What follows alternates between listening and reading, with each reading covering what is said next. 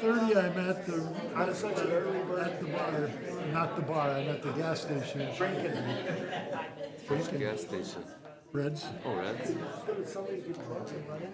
Oh, a guy stole the car and tried to break in and rode right through the door. At Reds? Yeah. And then, in fact, there's two holes right now.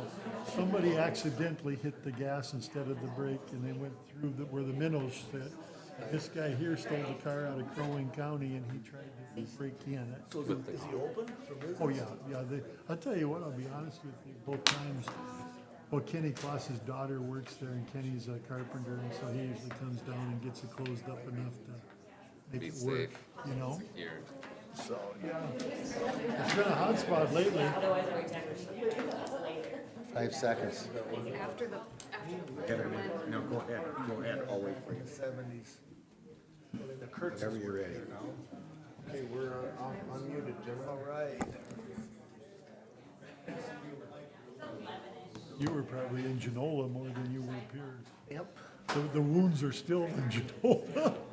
We're, I was closer to Genola. Well, I know it. But that's where all the gangs kind of got together, you know, the groups of people. Please stand for the Pledge of Allegiance. I pledge allegiance to the flag of the United States of America and to the republic for which it stands, one nation, under God, indivisible, with liberty and justice for all. Good morning, everybody. Good morning, Mr. Chair. Good morning. Good morning, Mr. Chair. Good morning, everyone. This is the April 19th meeting of the Morrison County Board of Commissioners. First on the agenda, additions or deletions to the agenda. Do we have any? Yes, we do this morning. We do. Morning, Mr. Chair. One addition, employee recognition, if it's okay by the board. I'd like to introduce our new county CFO. That would be fantastic, Mr. LeBlanc. Kurt, can you please stand? So gentlemen, Mr. Chair, this is Kurt Benarski. He's coming to us. Yesterday was his first day. Today is day 2. He's the clerk, came from the clerk treasurer position of Motley, the city of Motley, and before that some county work. He's got a fiance. I'll keep her name off the record, but she's a dental hygienist or works in a dentist's office, so hopefully we can pull her into the county as well. But please help me welcome Kurt to the county.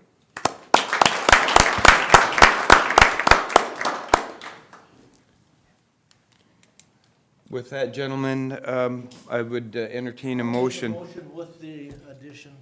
Second. We have a motion by Commissioner Winchester, a second by Commissioner Lemire to approve the agenda. All those in favor signify by saying aye. Aye. Aye. Those opposed? Motion prevails. Gentlemen, we have 3 proclamations this morning. First, we have the National Crime Victims' Rights Week. Ladies, would you like to come forward to the table? You can all sit right up there.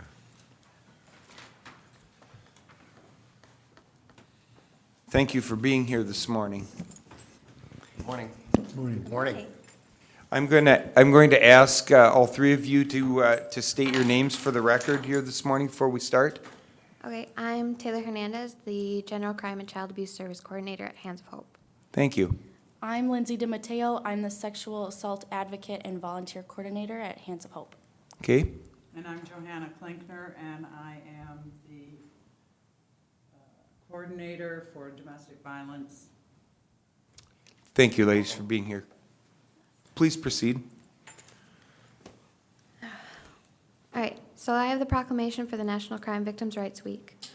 Whereas providing victims with knowledge of their rights and available services further strengthens their ability to recover by restoring a sense of self-empowerment.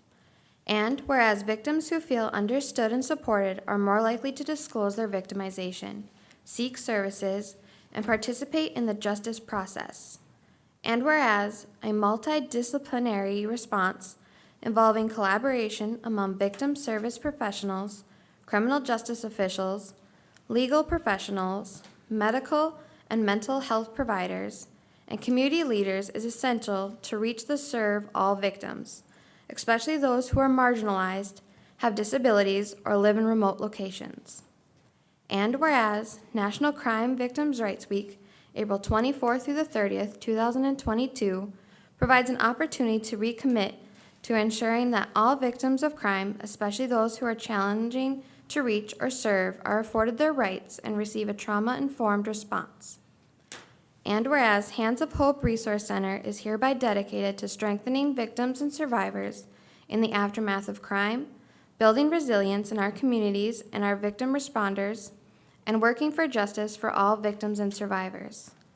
Now, therefore, it be resolved that Morrison County and the Board of Commissioners proclaim the week of April 24th through the 30th, 2022, to be National Crime Victims' Rights Week. Thank you.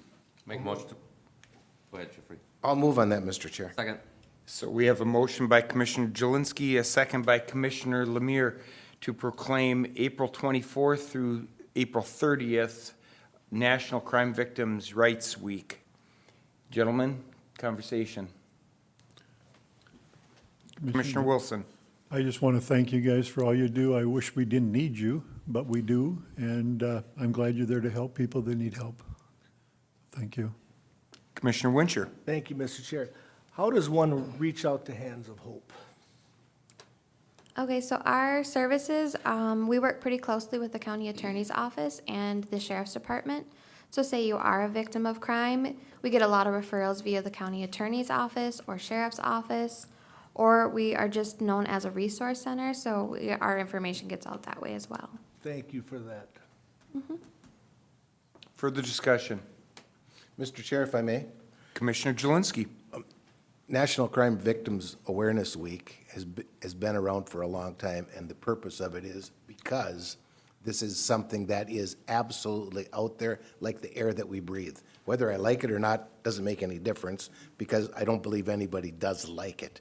But the fact of life is that we have organizations such as Hands of Hope, and there's other resources, and obviously we know that, starting with the sheriff's office, or starting with your phone number to your business to be that resource for anyone that is a victim of any type of anything. So that, therefore, thank you for what you do, because it's a humongous job. It's not just, I come to work and I work 8 to 5 and I don't do anything. You do something, so thank you. Thank you. Thank you, Commissioner Jelinski. Further discussion? Further discussion?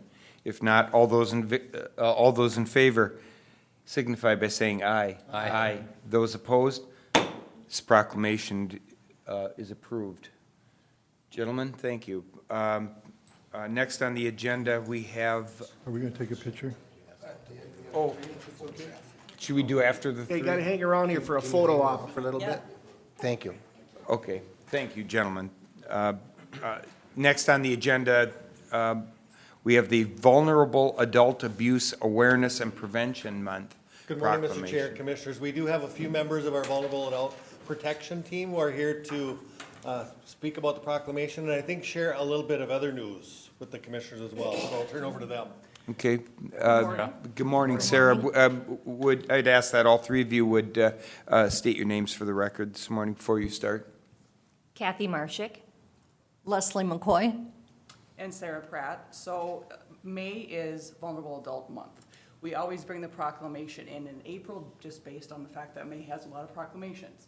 But also, this year for May, we're doing a community event on May 24th from 5 to 8 p.m. here in the boardroom, where we are going to provide education and resources on scamming of vulnerable adults in our population.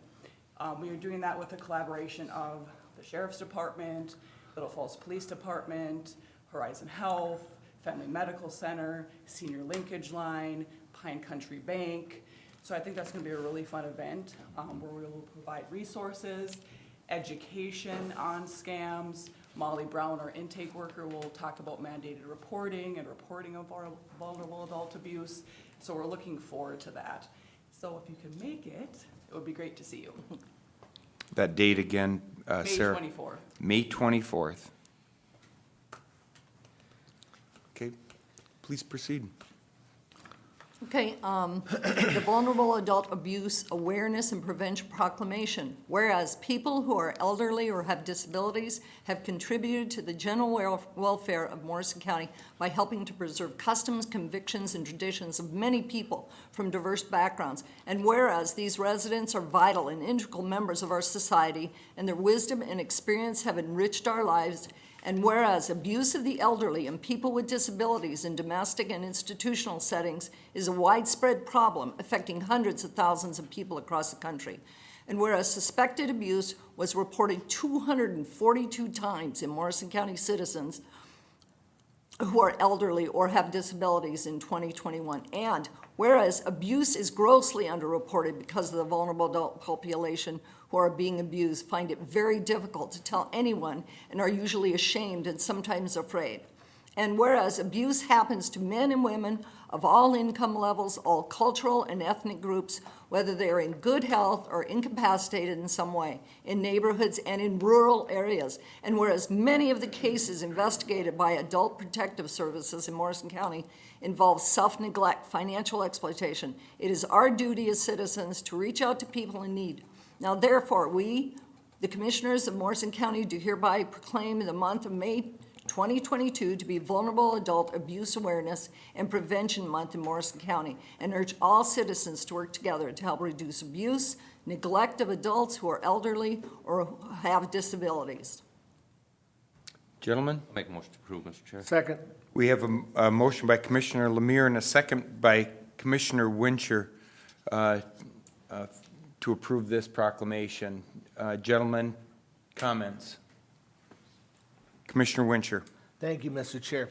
This is one that I see pretty much every day because of my mother. She's 94 years old, lives by herself, but again, we're always there. The telephone's ringing at least a few times a day where there's people trying to sell her this or give her Social Security, and this is something I think is well needed because of the education we give them, you know. So again, I think it's very important because there is people, and I'm sure we all know, that someone that did fall for the scam. You know, it's just amazing how, but again, they just keep on coming and coming. So again, I thank you for the work that you do. And I should say too, I feel bad Kathy's sitting here. I didn't even mention that Kathy's going to be providing a presentation from the Veterans Office. So I'm sorry, Kathy. No, that's okay, that's okay. And then Leslie will be providing a personal story as well during that time. Thank you for Thank you. everything you do. Thank you. Thank you. Gentlemen, we have a motion and a second on the table. All those in favor signify by saying aye. Aye. Aye. Those opposed? This proclamation is approved. We have another proclamation. As we know, April and May are very busy months for proclamations. I thought Sarah was gonna stay up here, but no, she's tailing it out of here, but. Well, it Emily looked like she Loomis was is coming here. back. She's coming back. We're getting her back. Emily is here from Public Health to talk about the proclamation for Distraction-Free Driving Month. Morning. Good morning, ladies. morning. Please state your name for the record. Sheila Watercott. Emily Loomis. Sarah Pratt. So, like Brad was saying, I am the coordinator for our Safe Roads Coalition, TZD, Towards Zero Deaths. We are lucky to have representatives from many parts of the community on our coalition. We do education, we do outreach and enforcement on traffic safety initiatives. If you've been around in years past, we usually have students present this particular proclamation. However, with Easter break, it did not work out this year, but I do have Sheila, and I will let her introduce herself and get us started on the proclamation. So Emily and I have had opportunities throughout this school year to connect with all students in multiple ways through classrooms, assemblies, lunchtime activities, and really talk about setting goals and making good choices, and what are some of the barriers to reaching our goals, and making those positive choices is always so important. And so traffic safety and everything that goes along with it goes hand in hand with everything we've been talking with the students about. So just to bring together everything we've talked with the students about this year, we're also doing a student pledge over the next couple weeks that we developed to include all the things we've talked about this year, along with the importance of traffic safety and the high-risk time for our teens during the spring and summer. So we've been able to incorporate that as well. So I'll go ahead and start the proclamation. Distraction-Free Driving Month, a proclamation by the Morrison County Safe Roads Coalition in partnership with Morrison County Sheriff's Department and Morrison County youth leaders.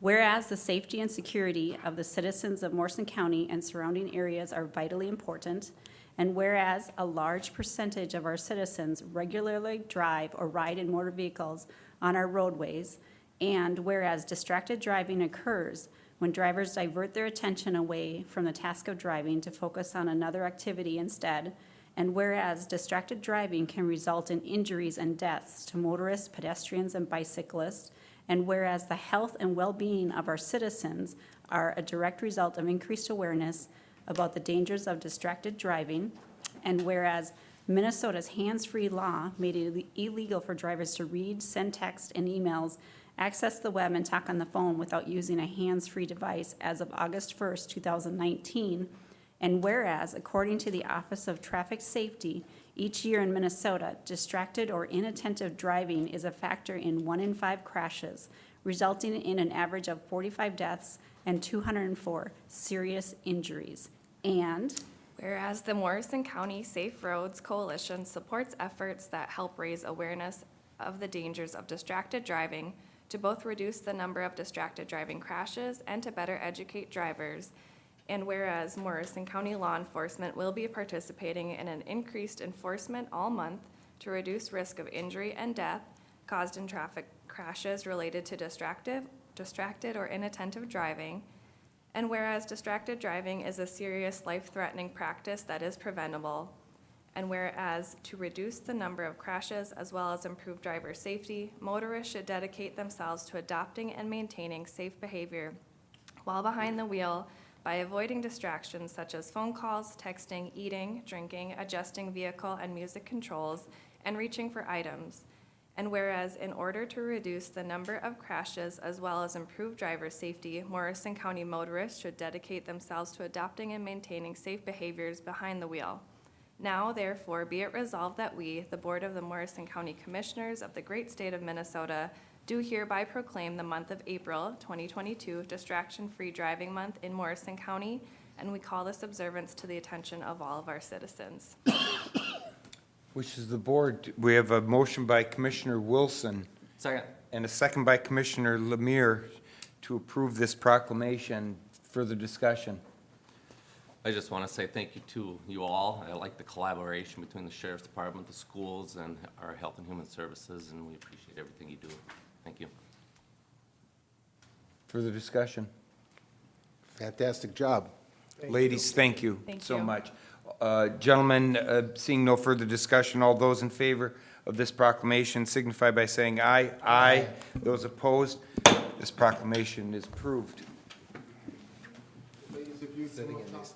We can do all three at one time? We can do all three? We'll do each separately. Okay. Center. Just tell me when to stop moving closer. We're good, buddy. I'm a little farther over than I usually am.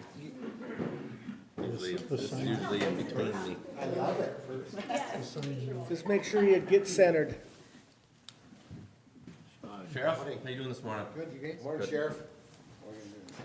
Here, Sarah. Let's just prove this really was a proclamation. Yeah. there we go. Get them all centered, Zach. All right, I think everybody's pretty good, so let's just, all right, here we go. 1, 2, 3.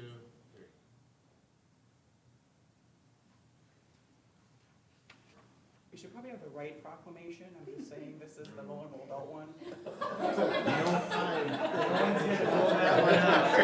I was gonna zoom in on that. Someone's gonna have to have pretty good eyes. Zach, make sure you blur that out a little bit. all right, ready, smile. Got it. Okay, now vulnerable adult. Thank you. Thank you all very much. Thank you, guys. Sarah, Emily, have a great day. Yes, thank you so much. Make sure they have the right proclamation. That was excellent. Do we have the right one? We're pretty technical. Down straight. Good morning, everyone. Okay. You wanna hold this one? Okay.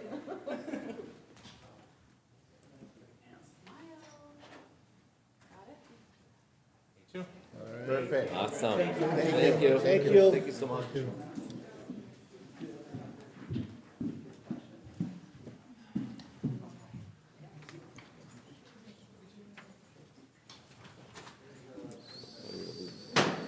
fun of me a lot this week.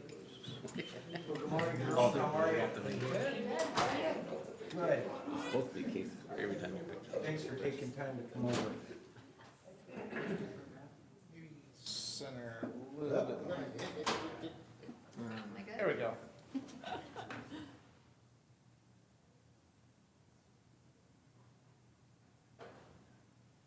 Got it.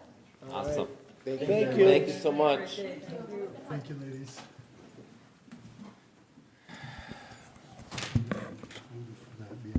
Yeah. Yeah, that could be brutal. Yeah.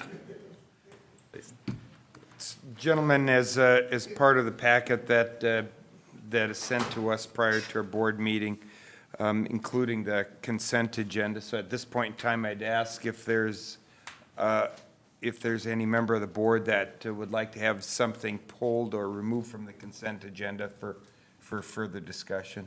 Gentlemen? I'm good, Mr. Chair. If not, I would, Make a motion to approve the consent agenda. Commissioner Lemire, thank you. We have a motion by Commissioner Lemire and a second by Commissioner Wincher to approve the consent agenda. Gentlemen, this is a roll call vote. Commissioner Wilson? Aye. Commissioner Lemire? Aye. Commissioner Wincher? Aye. Commissioner Jelinski? Aye. And the chairman votes aye. All the board members voting in the affirmative. The consent agenda is passed. Next on the agenda, gentlemen, is the extension report. Samantha is here with us this morning. Samantha, good morning. Thank you for being here. Would you state your name though for the tape before you start your presentation? Absolutely. This is Samantha Barron. I'm the SNAP educator with the University of Minnesota Extension. So I don't have a lot to discuss today. I'm fresh off maternity leave, so I'll be kind of talking more so about what I plan to be doing and some various updates. One of the projects in Morrison County is One Vegetable, One Community. I'm assuming some of you have heard about it. The county focuses on one vegetable. We do a lot of activities and projects kind of promoting healthy eating around the county. This year's vegetable was voted to be lettuce. Before I left for maternity leave, I put together a committee. It's got school involved, master gardeners, myself, and a couple, I think someone from the Purple Carrot Market is on that committee as well, and then the Farmers Market kind of pops in and out. So various partners on that committee kind of help come up with ideas for activities to promote our vegetable for the year in Morrison County. They had set up planting days during Every Kid Healthy Week, which is next week. Those are offered to elementary classrooms in the district. It's, from what I heard yesterday, 6 classrooms total responded that they were interested. So they will be 6 classrooms between Dr. Knight, Lincoln, and Lindbergh will be doing some planting of lettuce seeds next week. We're gonna try to set up some more planting days and activities evolving, around lettuce, and then dispersing free seed packets for people to pick up throughout the community.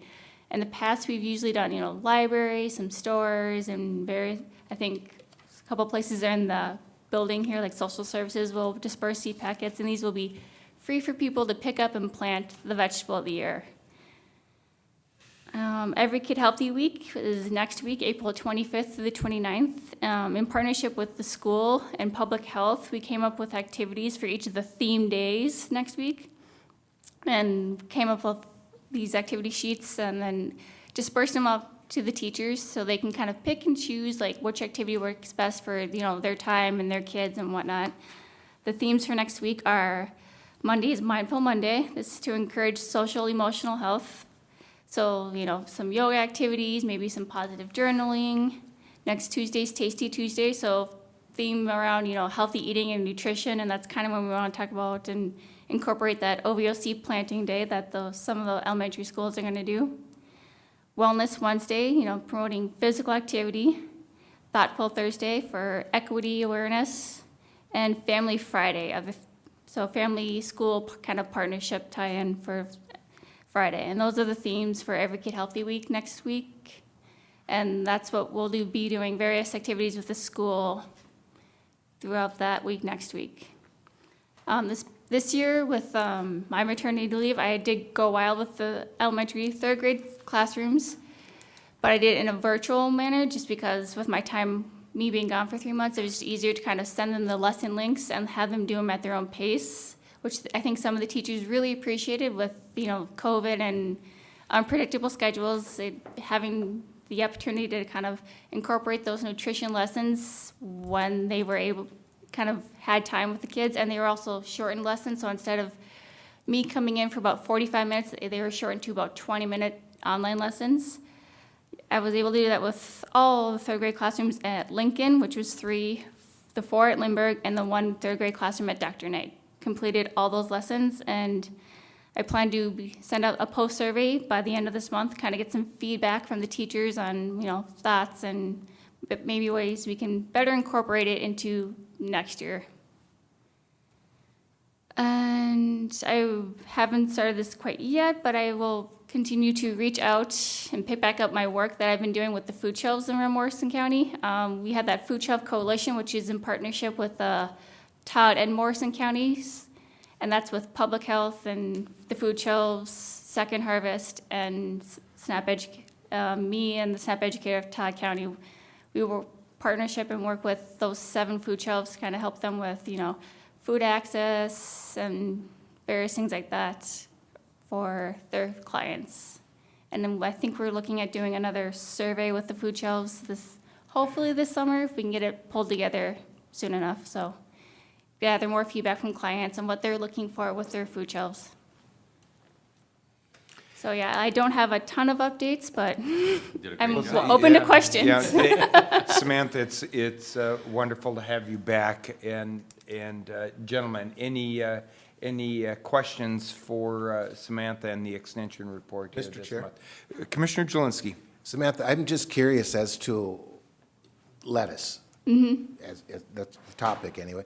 Are the kids bringing in a little bit of dirt and putting it in a milk carton, or are they starting this stuff in school? Are you giving them the ideas on how to go home and once we lose all of our snow, to scratch up a little bit of ground and plant? How's that A working? little bit of both. So we got some funding for a grant. I think it was the One Planet grant through the Franciscan Sisters this past fall to purchase some of the seeds and planting supplies for some of these planting activities.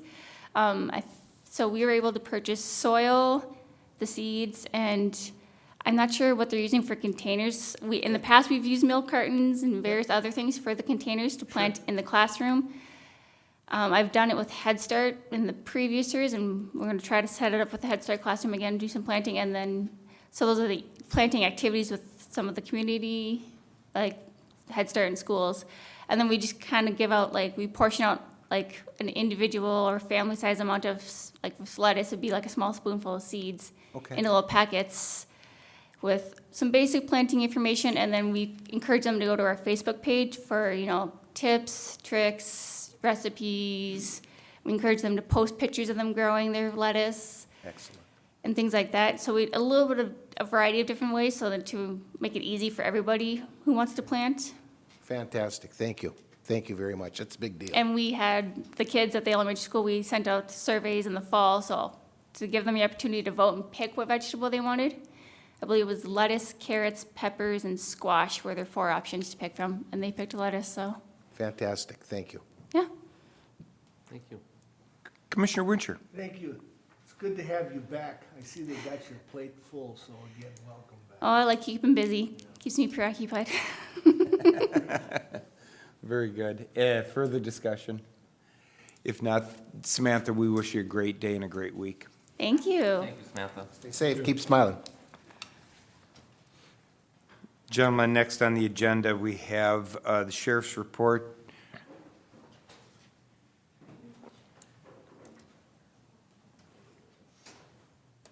Morning, Sheriff. Tim? Morning, Sheriff. Sheriff Larson. Morning, good Tim. Morning. Tim, it's good to have you here. Be here.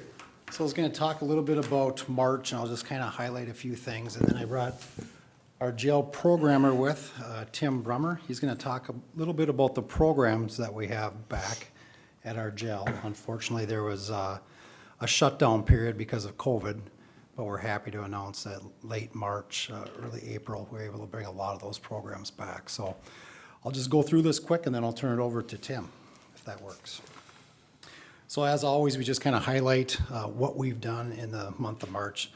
No secret here, we came to the board with some of these heroes that were involved in the rescue efforts of a female that was snowshoeing that got basically stranded on the Mississippi River. So of course, we have people from Mayo Ambulance, Morris County Sheriff's Office, DNR, and Camp Ripley Fire that were presented an award through Matt and his office. We appreciate your help with that as well.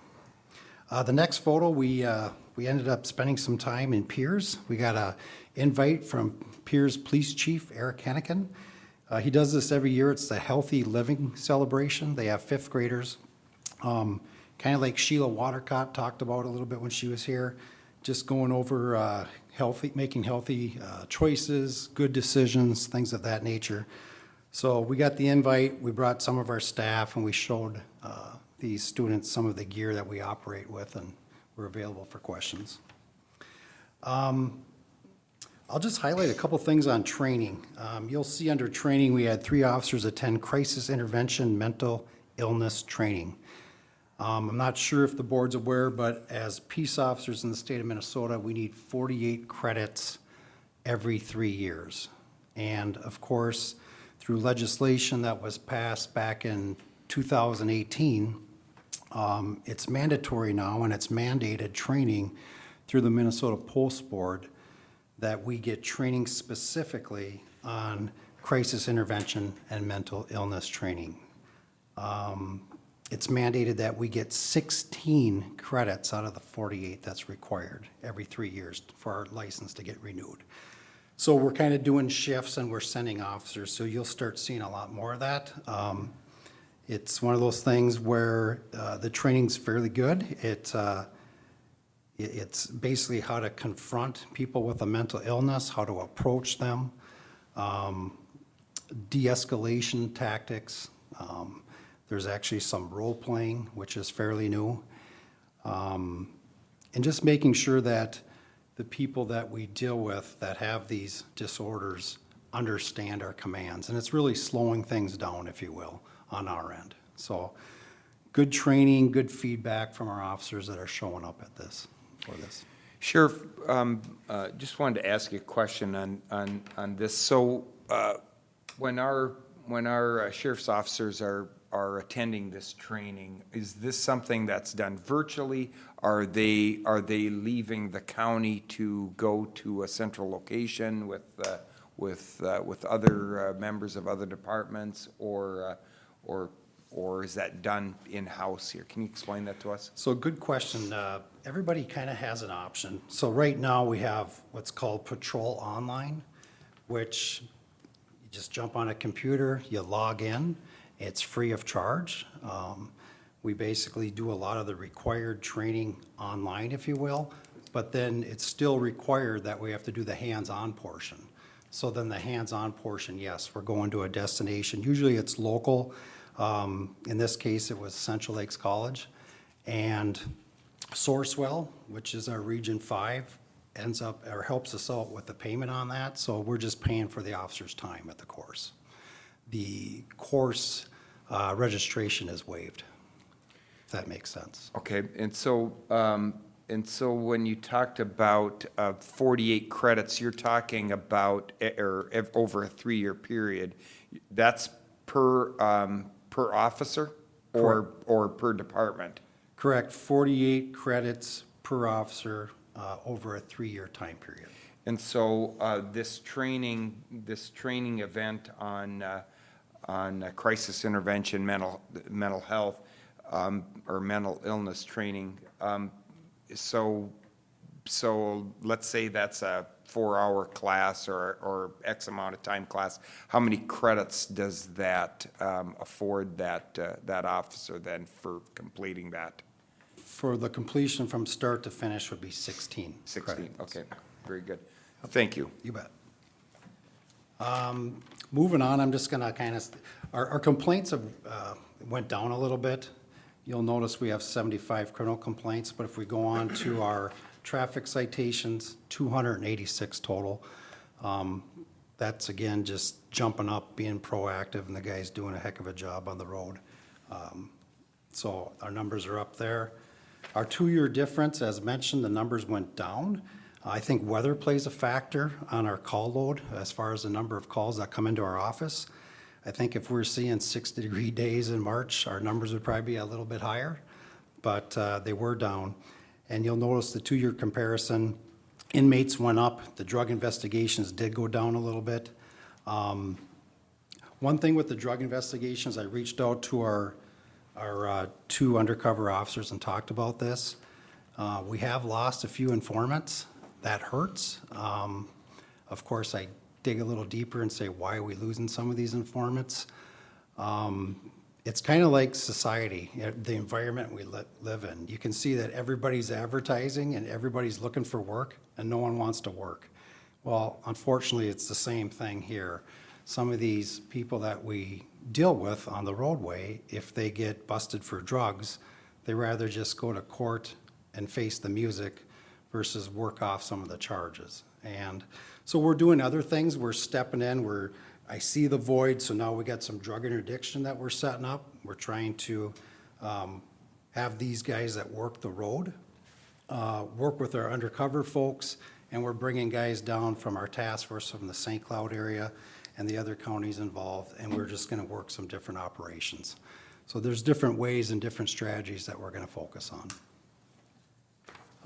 As far as inmates, Morrison County, we had 40 for our average. You can see we had Beltrami and Itasca County as well, which brought our overall population up to 43.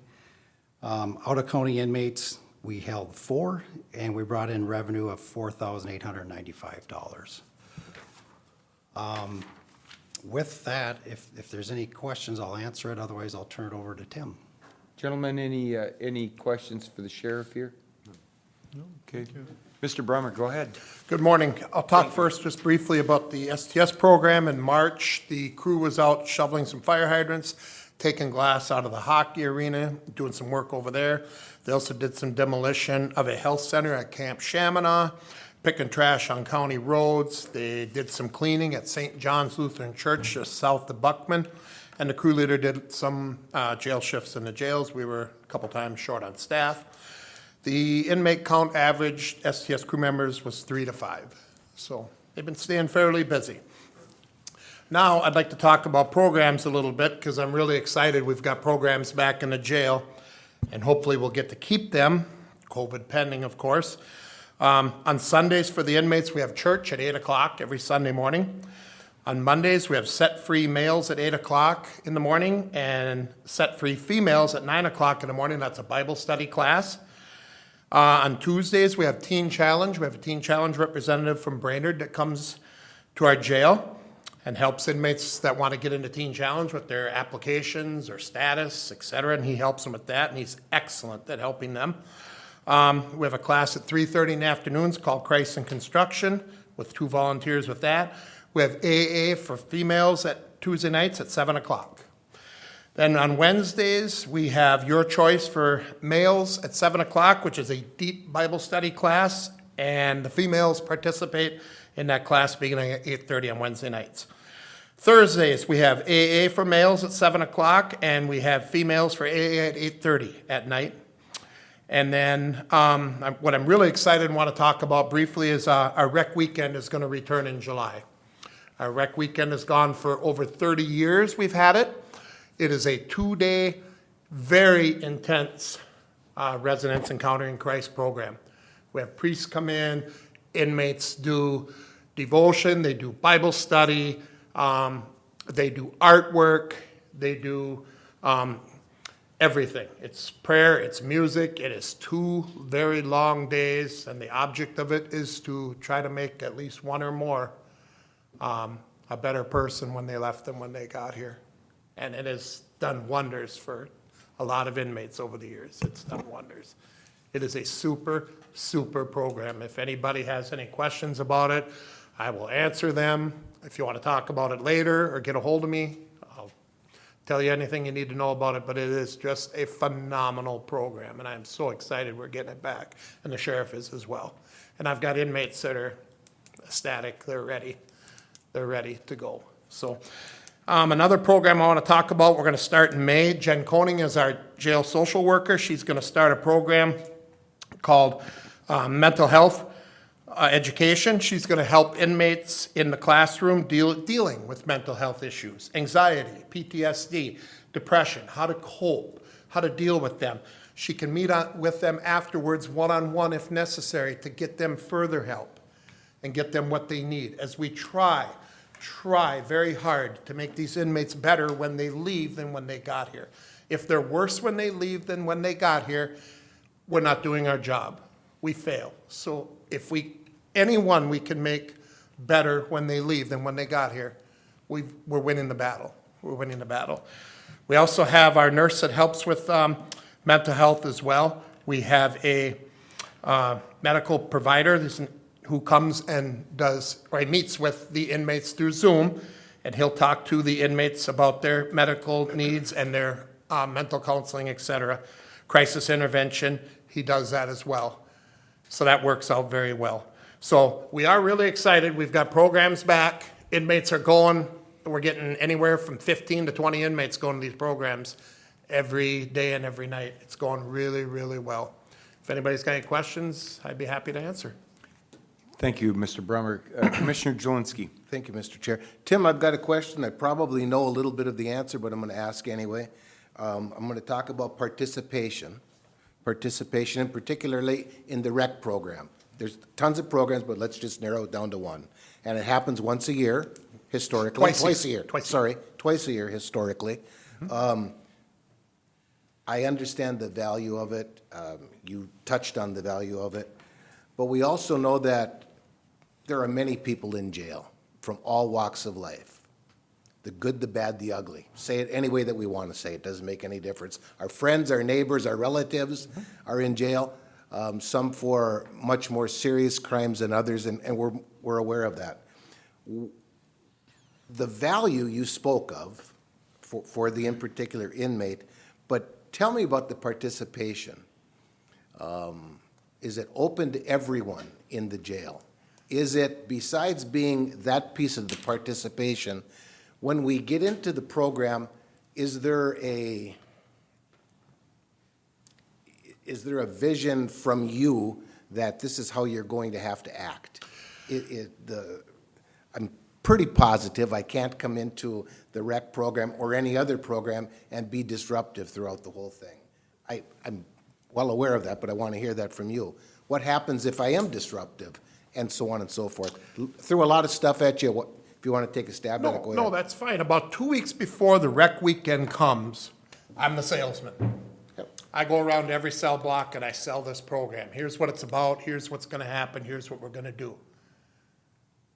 And some will ask why, and the reason, and I tell them, is because I want to make you a better person when you leave here than when you got here. It's going to be good for you. It's going to be good for your family. It's going to be good for your children. It's going to be good for all involved. We get about 30 volunteers come in for the rec weekend. Usually about 30 inmates go. We very, very seldom have an issue with an inmate. Almost never. The biggest issue we have with inmates is they'll break down crying. They cry so bad that they'll make you cry because they've had such tough roads that they've been down. It's not always all their fault. They weren't handed or given maybe as good a chance as I was or you were. So, and I let them know that. Let's start here. Let's start with this program and see if we can help to turn your life around, to make you better, to help you to help your children, your family, whatever it takes. And these guys go to this rec weekend for 2 days, and on Sunday night, they are all so happy. It is unbelievable. It is amazing what it has done in 2 days.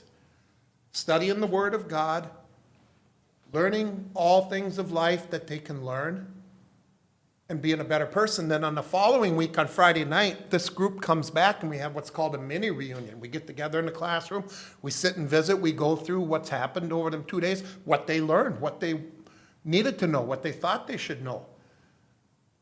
And then they have like cake and ice cream and et cetera, and visit and have water. And these inmates give testimonies. They stand up in front of the volunteers and other inmates and talk about some of the terrible things that have happened or they have done in their life. And they cry. And just because you're a man, and I tell them this, just because you're a man doesn't mean you can't cry. It's the bad getting out and the good coming in. And it's been so successful over the past. It is amazing how does it help every inmate? Of course not. Of course not. But if it helps 1, 2, 5 in that group, look what we've done. Look what we've done. Great explanation, Tim, fantastic. I thank you and I thank the sheriff for letting this program happen. It's happened for 30 years. It's not just a make-believe thing that somebody just dreamt up one day. This has taken long time to do, takes a lot of commitment from everybody, and thank you. Appreciate that. Thank you very much. Further discussion? I'm just glad that the programs are back. I've seen what they've done, and I know what they're about. And I think it's important that these programs are up there for people. Like you says, you never know who it's going to help and when it's going to connect. But you repeat it enough, pretty soon something starts to give. So thank you for the work you've done. Thanks. And it is important because when you do see a former inmate on the street or in Walmart or wherever, and they walk up to you and say, hey, how's it going? You helped me. You helped me. Makes you feel real good. Makes you proud to come to work. Thank you. Commissioner Lemire. I just want to say thank you for your passion. It's commendable. And I do have one question on the medical provider. Is that the one that we switched from a previous provider? So I believe, is it May 17th or 15th? May 15th, I believe, is when we switch, and we will have equal and probably more mental health things, time, et cetera, than we've had now. Thank you for that. I didn't know if they started yet or not. Not yet. Close. Perfect. Thank you. Yep, good point, Commissioner Lemire. Anyone else? Anyone else? Gentlemen, thank you.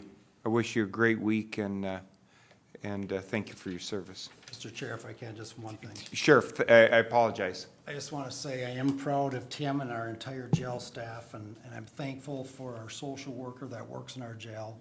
And I know when I approached these guys, one thing we talked about was, we don't want inmates to sit idle. What are the root causes of why they're here? And we started talking about it. It's mental illness, it's drugs, meth, heroin.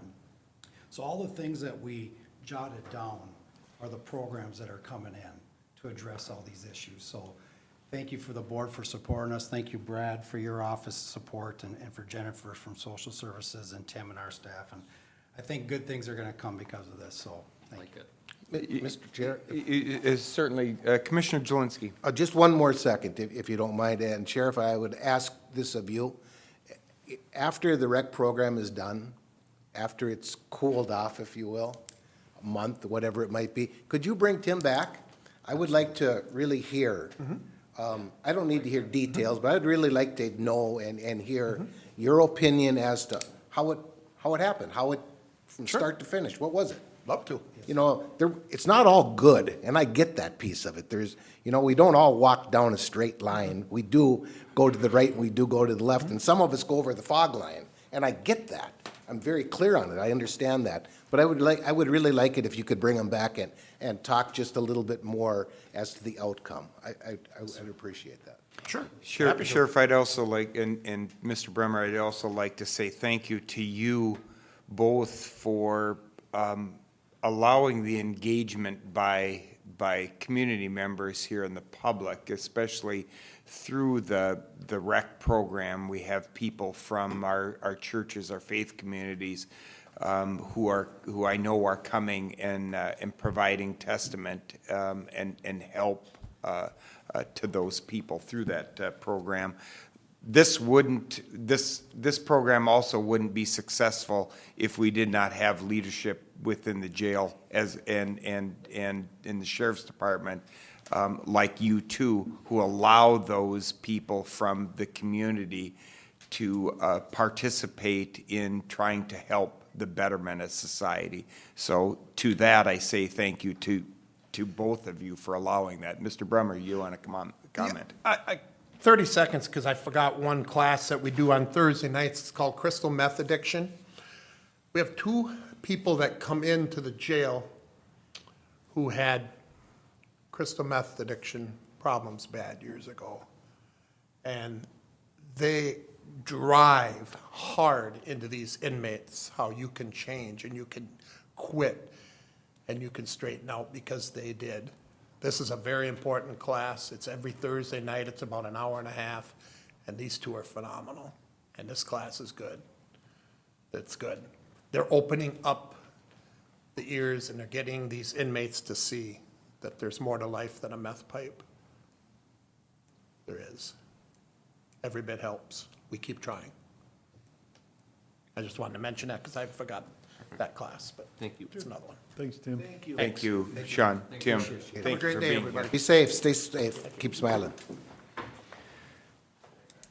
Gentlemen, next on the agenda, Brad is here with the Health and Human Services report. Morning again, Mr. Chair, Commissioners. Morning. Brad, I see Melanie's going to, Almost went with the chair. you gotta love those rollers. I know, they're very good rollers. I'll sit next to you. So. Yeah, hang on to me like you normally do, so.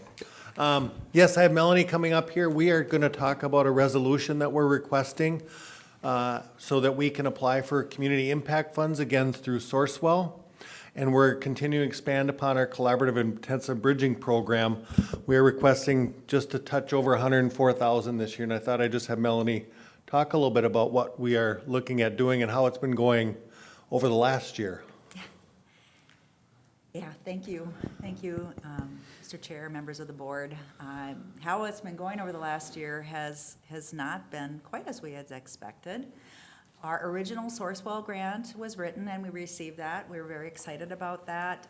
That initially was to focus on training for the therapeutic component of the collaborative intensive bridging services, which is intensive in-home family therapy, is the main way I would describe that. We are having a heck of a time finding family therapists. They're just not in existence anymore. And that has delayed our training substantially. We thought we'd be training therapists in the fall, at the latest January, and we still haven't had our training because we've just finally secured a couple of therapists. Greater Minnesota, I brought that contract here for you to sign. They thought they had somebody on board, but they do not. Basically, when you talk to anybody that is a mental health provider, and Northern Pines will echo this, therapists can get paid the same amount to sit in the office, and they do not, are not interested in the few degrees that are available for even therapists, because right now we're having a hard time even finding outpatient therapists. They're just not willing to go in the home. So, did a lot of work with our agency partners, a lot of outreach. Lutheran Social Services has agreed to take a couple of cases for Morrison County right now, and they're already trained. I'm going to continue to try to find some therapists to do this for us. Cass and Todd County have located 2 therapists that are independent, and Nexus has been an exceptional partner with us on this grant. They are willing to do all the billing for that position so that we can claim extra revenue through insurance. So they are going to do a subcontract for those providers, and so we'll finally be able to have our training in May. So it's been a little excruciating, to be honest with you. As that time has come, we've also been planning for for phase 2, which naturally is follows your phase 1 therapist. Phase 2 is to locate a placement, because part of the collaborative intensive bridging services is to have a 30-day placement if needed for the youth to practice their coping skills that they've learned, And for the parents to practice their skills or do marital therapy, which is often needed during that time, and some separation time in order to really have the change kind of take hold. We do not have a placement facility in Region 5 to take our kids. It does not make sense to have one placement facility anyway to take kids for 30 days. That's not good family service. So we are writing, or have written, another innovative grant because we're going to innovate again. And we are going to do it different here in Region 5 than the metro or other areas that do it. We're not going to use facilities. We want to recruit our own families from our own communities to provide this service for our own kids. So Nexus has approached us, and they will do the recruitment and they will do the training, and they are very much involved in SIB's work and systems family therapy, so they are the ones to do this, and so they will recruit these homes, and hopefully we'll end up with a home in each county, if not more. Right? Yeah, good vision. It might take a while, but we'll get there. So the only thing that's different about this approach is those families are going to be paid for open bed days. And so that's what this main focus of this grant I've written is for training, but for the coordinator and for pay for open bed days. Because if we're gonna try something new and we're getting away from using these facilities, which are cost a lot of money when we go there and have rotating staff, and we don't, it's sometimes the exposure to other kids that maybe aren't the best for our mental health kids, then we're gonna need to make an investment in having these homes be trained and ready to take a placement. So they will only get paid for their open bed days if they haven't denied a placement. So if they start denying placements on us, we pay retroactively. They will not be getting their bed fee. We will only pay the bed fee of $15 a day when they are empty. So if one of our Region 5 counties has a placement there, there's no open bed. So I wrote this grant as a pilot project to cover that bed fee for us as all of our counties together so that we could see if this works. That way we're not expending county tax dollars to see this innovative thing, if this is gonna take off or not. We'll see. We should be able to see if it works or not. My hope is if it does work, we're gonna develop a respite care system for our kids, which is probably the most effective tool we have to end out-of-home placements. Right now, we don't have enough foster homes to take respite care kids because they're full of CP kids. And also, if you're providing foster care or respite care to a child with mental health, it's a much different service than child protection. When your kids come in through child protection, you have to take over parenting, so to speak, right? You have to be the safety net. It's a different kind of issue. If you're gonna partner with a parent who's dealing with a child with severe depression or anxiety, you're gonna partner with that parent. You're gonna have communication with that parent. You're not gonna take over.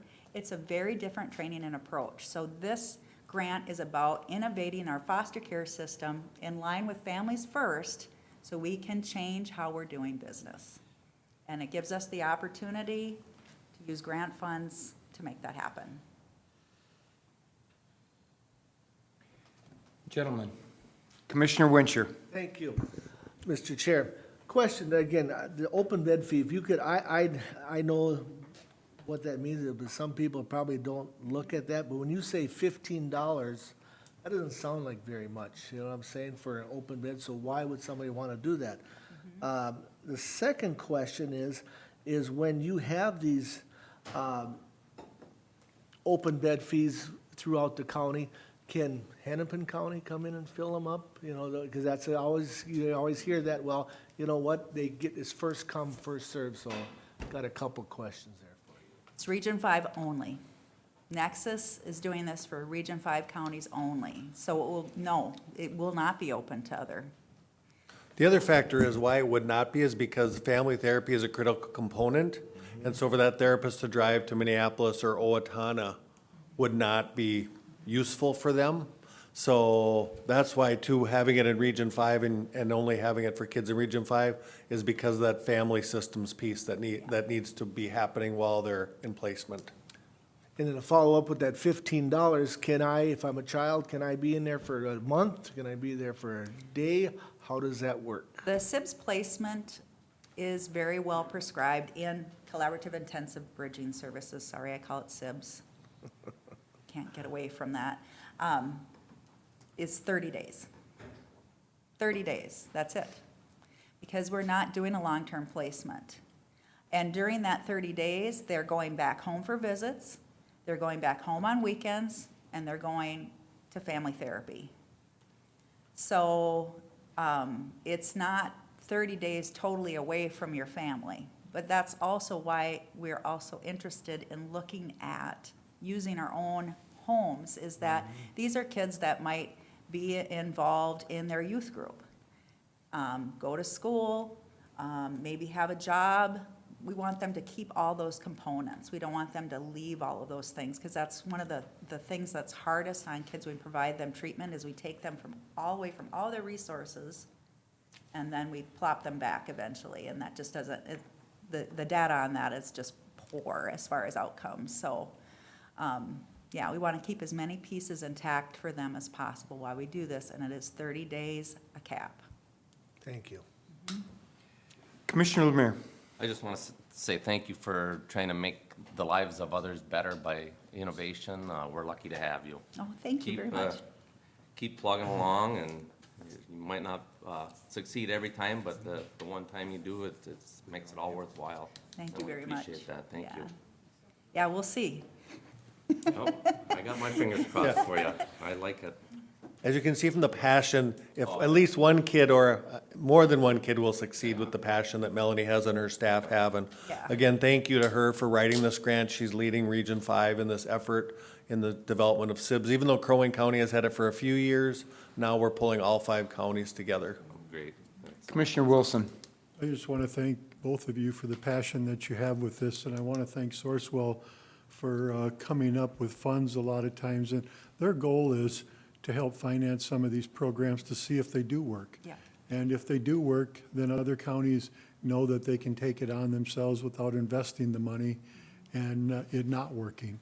So I appreciate what Sourcewell can do, and I appreciate that you guys have always been the leaders in trying to find these new programs to help our people.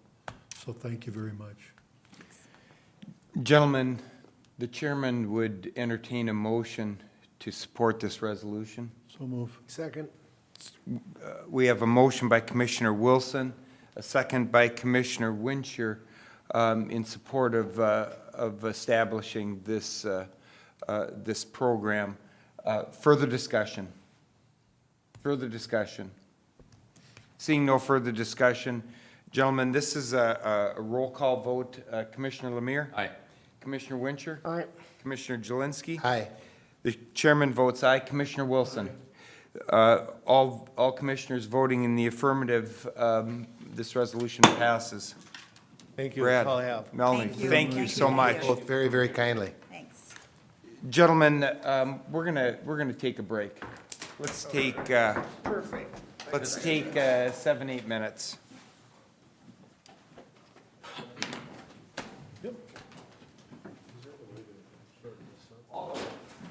Absolutely.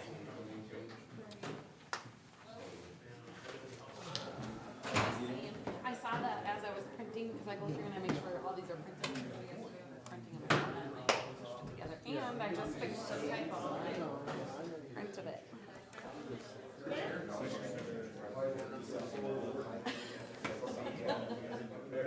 Listen, with what I know is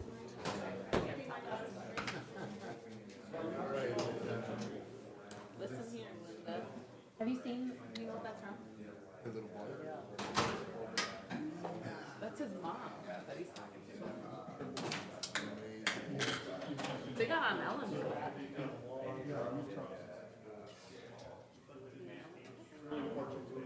You literally just poured it. I know, but now I go get coffee. I could take some water. I could get up, stretch my legs. Kind of cleans it. Water?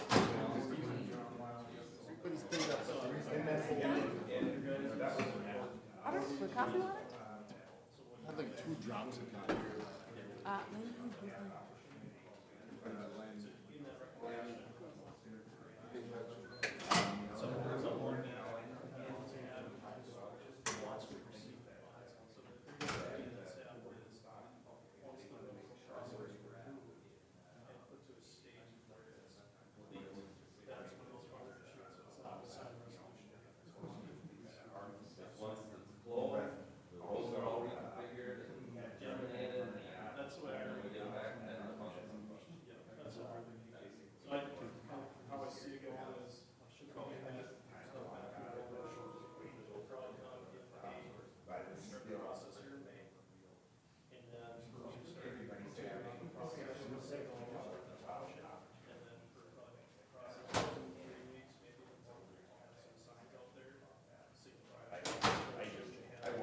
We don't just wanna change it. So you'll contact. I will contact. That's call me. Yep. With no. And township. Yep. Let them know that we're gonna start next representative. I am guessing we will be posting the roads at this time. Yeah, so we'll have some signs on saying traffic control change. Yeah, I'm notified. Just so, having the words come out there and moving its poles every 3 miles and it's beautiful, right? So at least if we have a little sign saying, okay, starting in June 1st. We have more options. Then it's at least it's coming. I think that's better. Hopefully remember when we come up with it. For all of us. And we'll just contact this outfit. Oh, yeah, yeah, I don't doubt it. Just. I believe it. I believe it.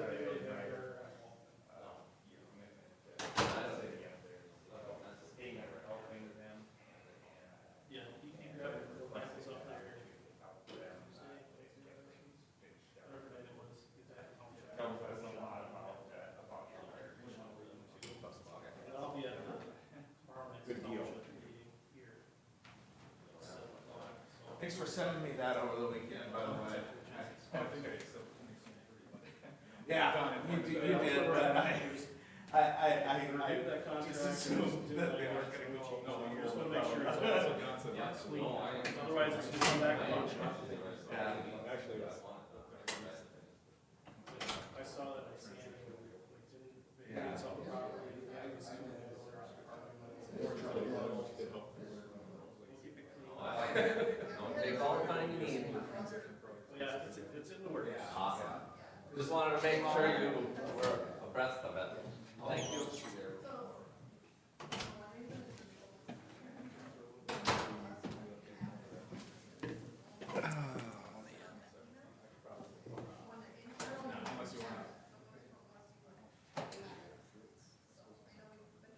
I was hear them talk about stuff for social services and I don't wanna get involved.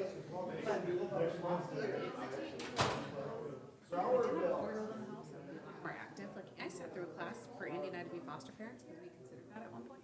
I mean, or respite, not necessarily maybe long-term placements, but respite. With a 4-year-old knows. Yeah, oh, yeah. I honestly, he's younger than her. I wouldn't wanna bring a behavioral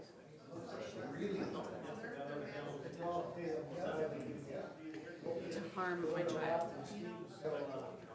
Have that lives north of us. He's now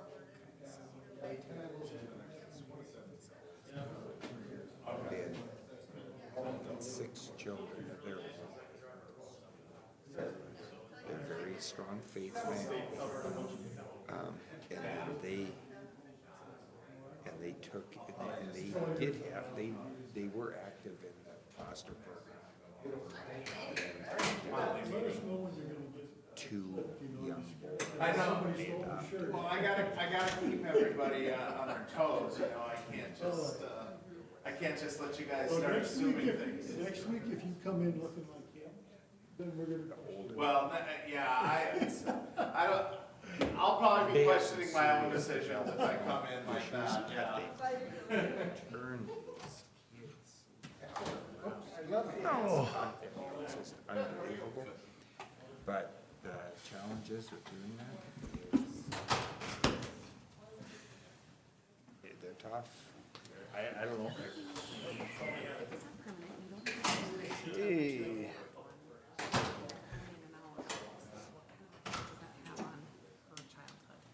See that, appreciate that mom and dad have the kids, or does she get mad and resentful because she never Didn't had mean to do you, oh, I'm sorry.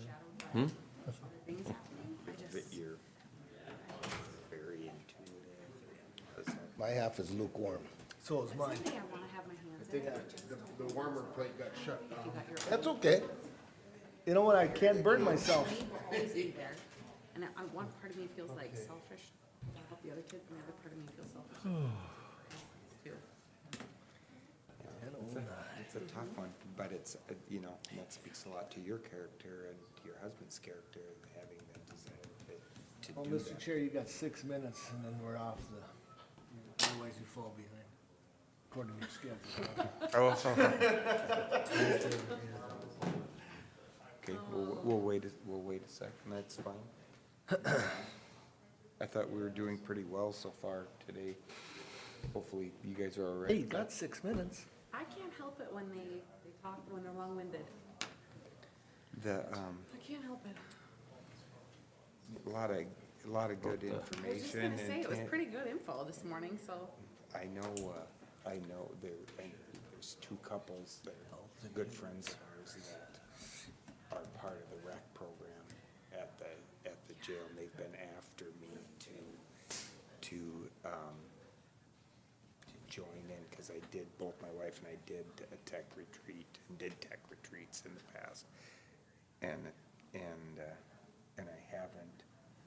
I haven't engaged to that degree. I didn't realize there were so many offered.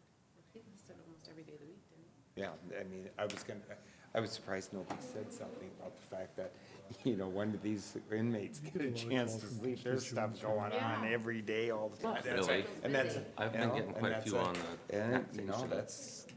that's a thing that's important there too. I don't know if I got any. I had one, yes, I Okay, had one. you guys ready to roll? Yes, we are, Mr. Mike, Chair. you need a minute? No, I'm good. You Thanks. sure? Yep. Okay. Thank you. Okay. We'll call the meeting back to order. Next on the agenda, information technology. Morning, Amy. Ms. Middendorf, good morning. How are you today, and what do you have for us I today? am doing well this morning. It was sort of sunny when I came in. It was a beautiful sunny morning. I'm gonna hope it's still that way when we leave. Yeah, I typically don't see outside until 5 o'clock, so hopefully it's nice. So good morning. This morning I'm coming to you to talk about moving forward on the Infotech agreement. I wanted to just touch back on February. We met in a closed session, and during that closed session, we discussed the CRR review that we did with the Department of Homeland Security. Throughout that discussion, we discussed the cybersecurity posture of Morrison County and how we wanted to move up to a level 2. During that discussion, I was tasked with creating a CERT team. I have taken on that initiative, and we are actually meeting this week. I have identified some key members in the county to be on that team, so more to come on that. Last week, I came to the planning session to kind of discuss what an Infotech partnership would look like for Morrison County to help us move into that level 2 maturity level. During the discussion, it was tasked of me to seek out a competitive bid. I did that. I got a final quote yesterday from that competitor and actually came in over what I had initially found, and it was about $30,000 over and above what the Infotech program would provide. I also did not feel, after speaking with the vendor, the services that they would provide had the personal touch that Morrison County needs at this time to effectively and quickly move on our cybersecurity program. So with that, I just had a couple slides, if you're okay with me moving forward on a couple slides that I put together for today. Please. Okay. So just kind of threw together, here again is our goal that we discussed. This is what I took away from that closed session, is that we want to quickly increase the cybersecurity posture here in Morrison County while also being fiscally responsible while we're implementing that. So the way I see how we can get there is utilizing a global partner. Infotech would be a global partnership with Morrison County. Myself, my team, and the key stakeholders here that'll be part of that CERT have a very plethora of knowledge of how we do business here in Morrison County, what we need and don't need. However, having that global look in and then melding our expertises together to decide on how we want to move our posture forward is really how I think we can effectively and quickly increase our level 2 posture. So with that, comes down to the money, the budget.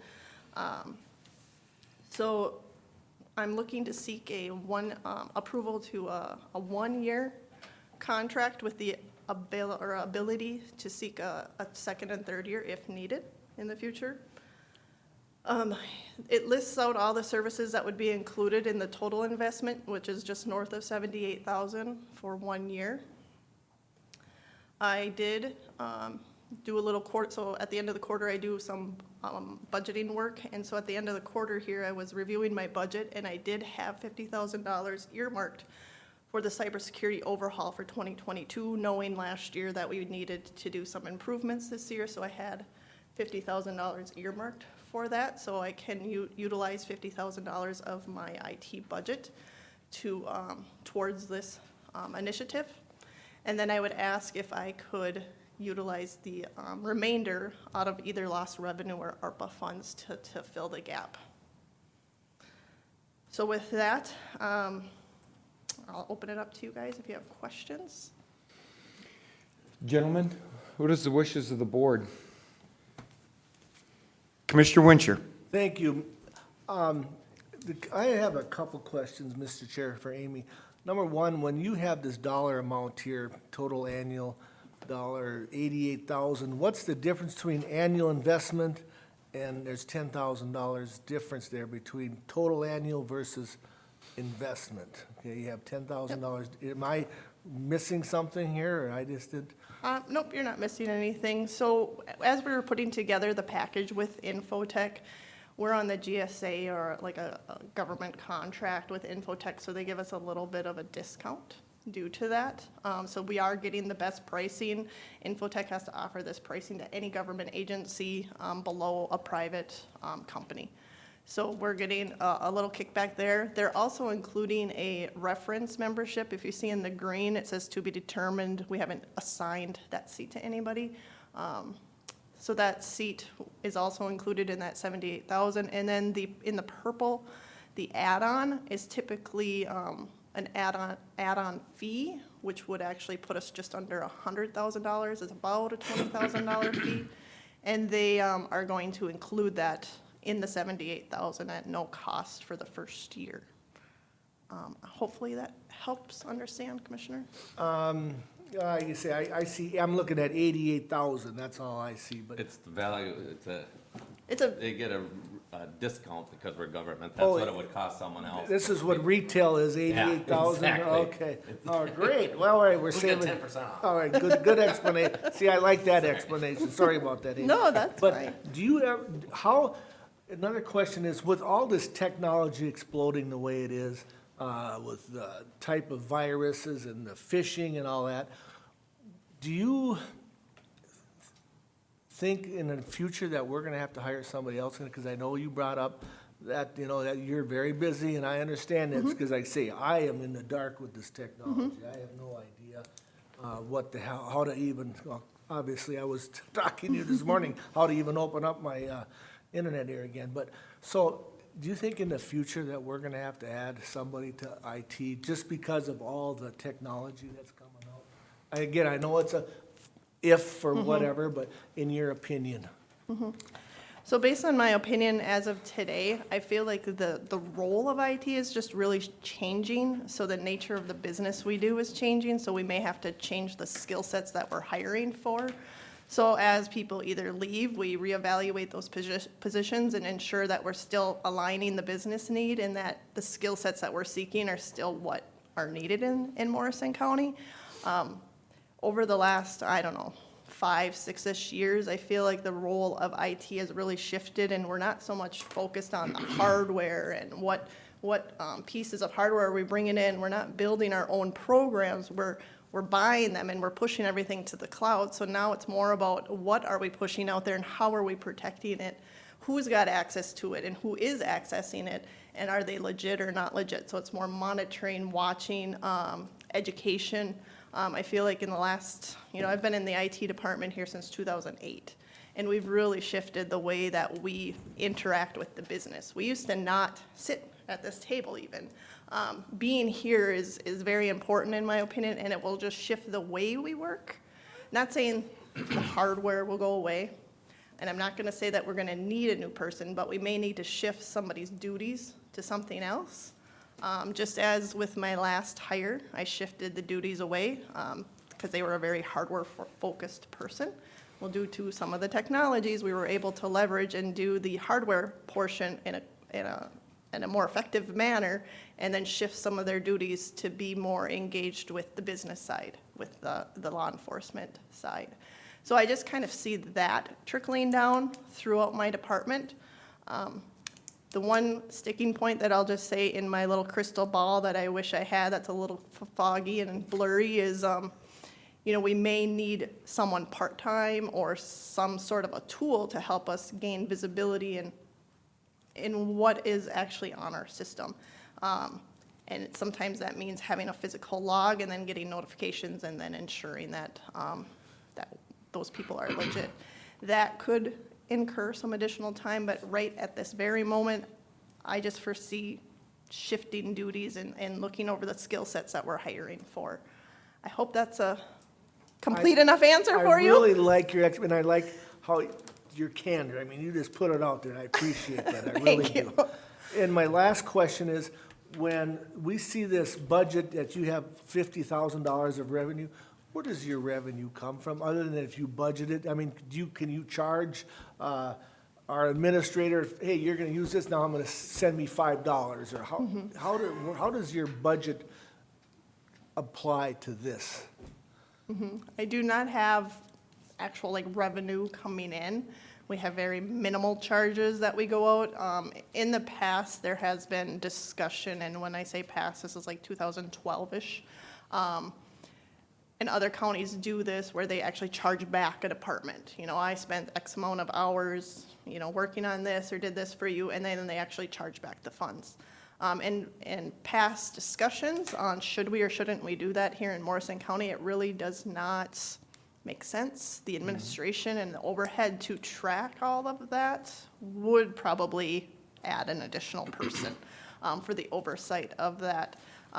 So my revenue is, yes, me coming to you at budget season saying, hey, here's what I see is coming up. Here's what we're doing, and here's where I'm going to spend it. Thank you, I'll yield back to you. Mr. Chair, I'm going to interrupt for 1 second, and I think we should get this before us, before we have debate. So I'll make a motion to approve what's before us using $28,105.79 out of the ARPA funds. I'll second it. Commissioner Lemire, thank you procedurally. I appreciate that immensely. We have a motion by Commissioner Lemire and a second by Commissioner Jelinski to allow IT to enter into this contract with a cost of $78,105.79. Further discussion. Commissioner Jelinski. Thank you, Mr. Chair. Amy, the other day, we had a very robust discussion about this, truly did. And like the rest of the board, although I'm not speaking for the rest of the board, I'm not an IT person, you are. We're looking today to spend $78,000, cut it any way you want to, doesn't make any difference to me.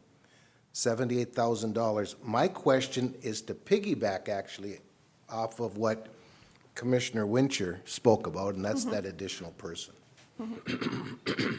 So since hearing about this last week in depth, looking at this recently and looking at this today, the thought to me comes up and says, well, $78,000, it's a 1-year thing, maybe it's a 2-year thing, and I support this because I get it. I get the global picture. I don't have to get the detail, but I get the global picture.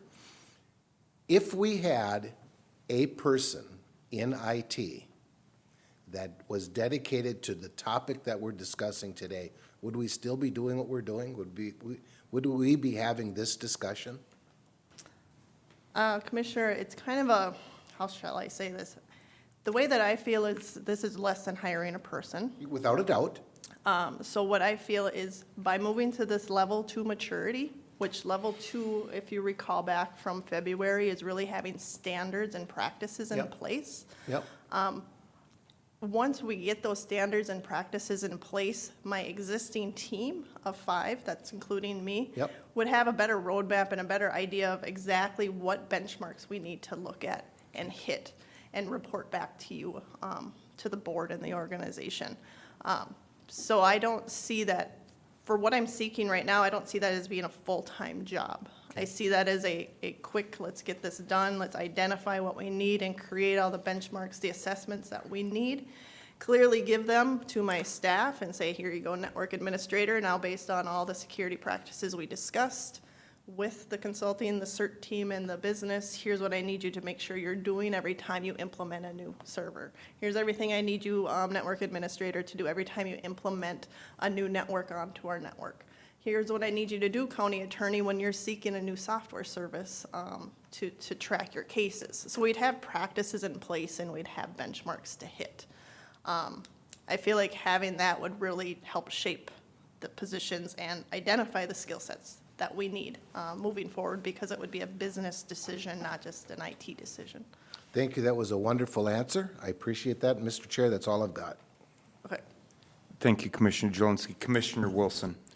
Amy, I just want to thank you. You know, you've informed us a lot in private session on what's going on here, but I don't even know how you can make a budget for technology. Things seem to change by the day sometimes by what's happening in the world. And even having a person on staff, I can see with this company that's out there dealing with a lot of different stuff, their eyes are open a lot more to what's happening than having somebody sitting right here watching what we do. But we don't need to talk a lot about what's going on, because we don't want everybody to know exactly what we do when it comes to the technology world and biosecurity. But I feel very comfortable that you're in charge of this. And when you need something, bring it forth and explain what's what. And I realize that's the world of technology today. So thank you. Thank you. Commissioner Wilson, I'm gonna piggyback a little bit onto what you just said, and I think it's very timely.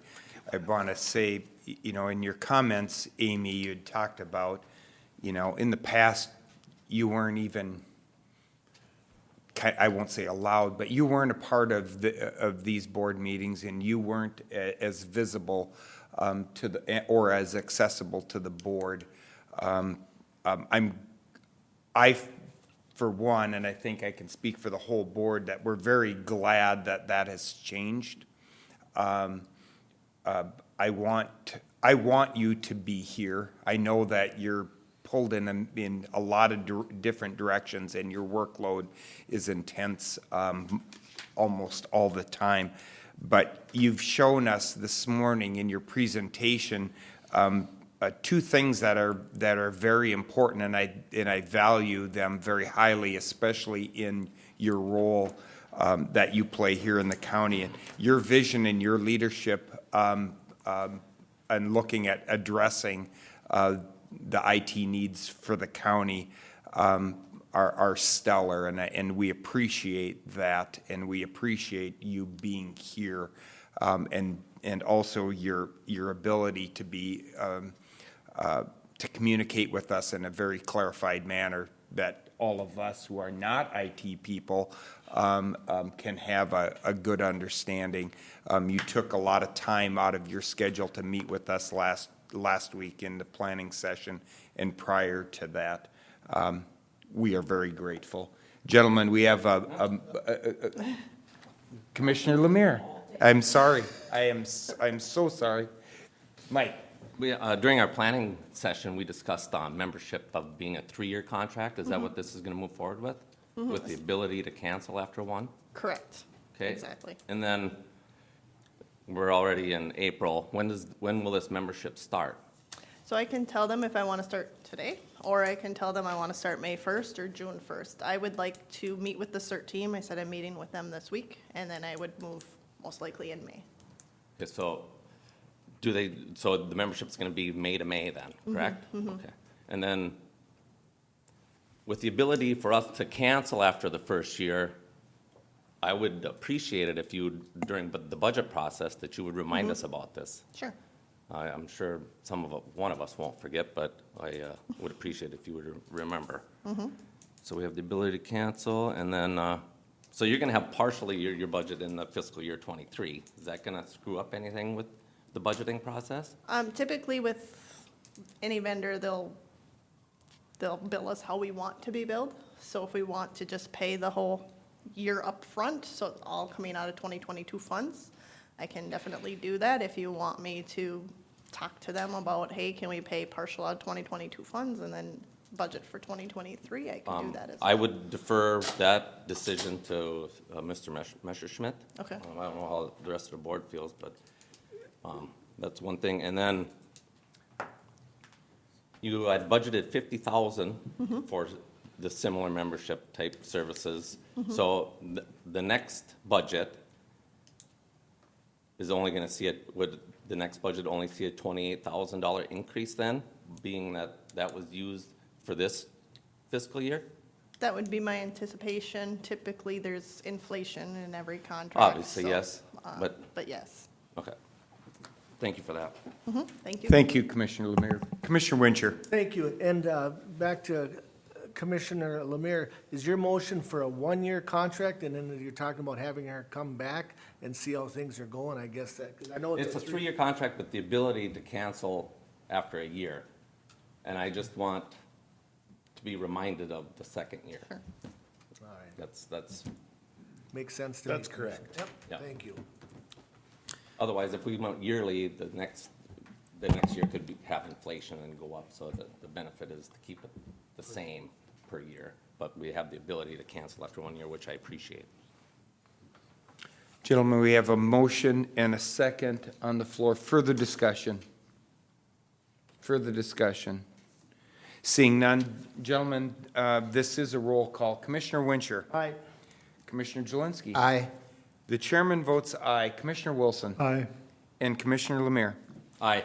All the commissioners voting in the affirmative, this motion prevails. Thank you very much, and I will be back. Thank you, Amy. Miss Amy, have a good day. Yep. Gentlemen, next on the agenda is our Public Works report. Good morning, Mr. Hennon. Good morning, Tony. Good morning, Mr. Chair. Good morning, Commissioners. Tony, good morning.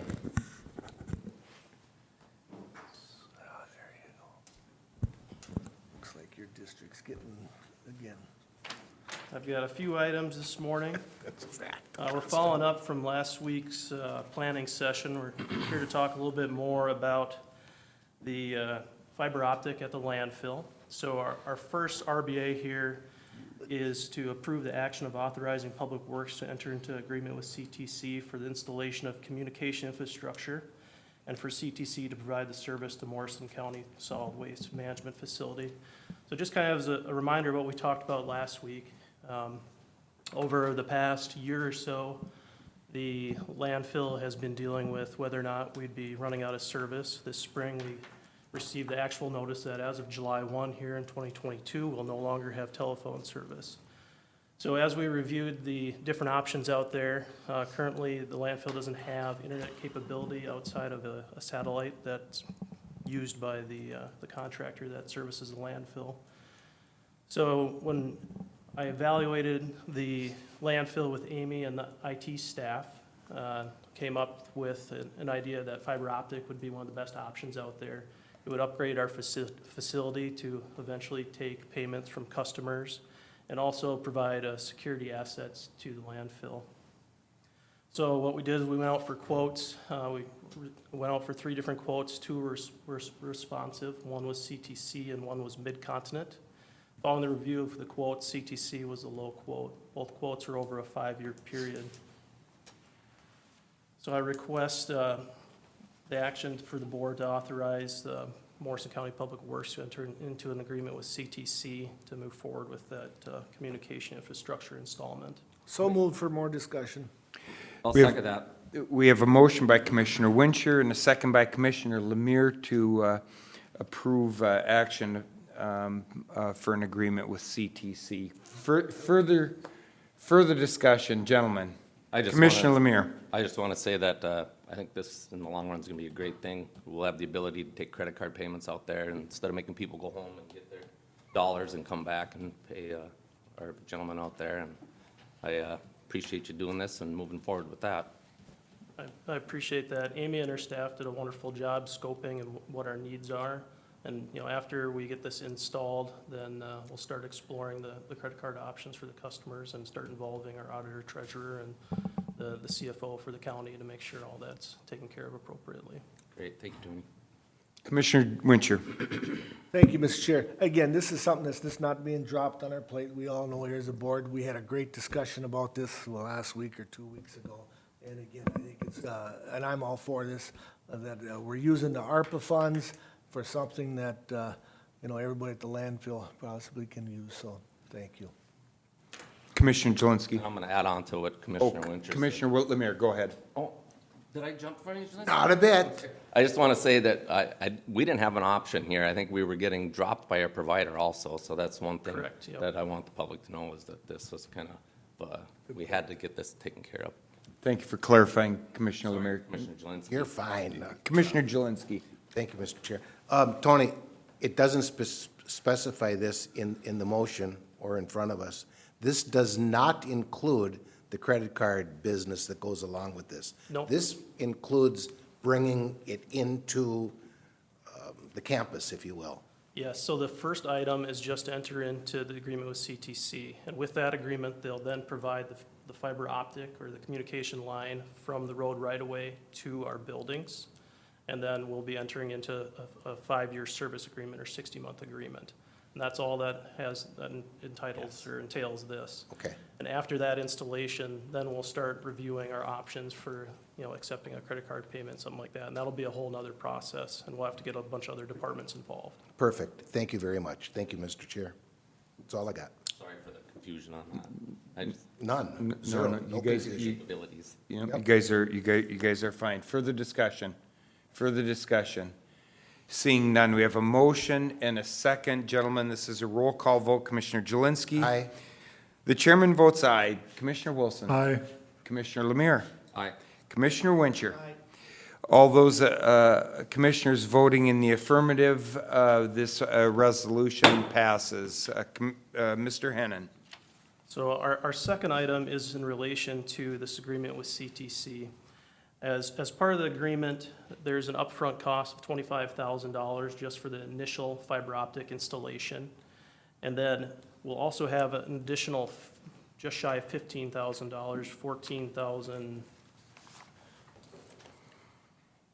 $14,980 of additional hardware that would be required whether or not it was CTC or Midco. That's just part of having the hardware inside the facility to utilize the fiber optic.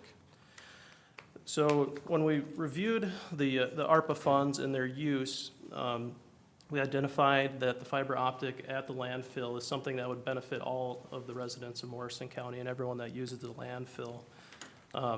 So I'd like to request a resolution to use some funds from ARPA to the tune of $40,000 or up to $40,000. I left the resolution blank if we wish to possibly lower it. And what that would do is it would provide funds to upgrade the communication infrastructure at the landfill and allowing the facility to modernize as the industry changes and to continue to serve the residents at Morrison County Landfill as a state-of-the-art facility. I'll make that motion. Thank you, Commissioner Wilson. Motion by Commissioner Wilson. Is there a second? There's a second by Commissioner Wincher. Gentlemen, discussion. Mr. Chair? Commissioner Jelinski. I would just like to add, or just like to ask, in the motion, what is the dollar figure? Is it up to 40,000? That's what I would say. Okay, that's what I'm looking for. Very good. Further discussion. Mr. Chair, if I may. Commissioner Wincher. Would that be something we'd want to have put in here in the resolution? I'm assuming the 40,000, because I know we have the place for it, but we want to actually put the 40,000 in there.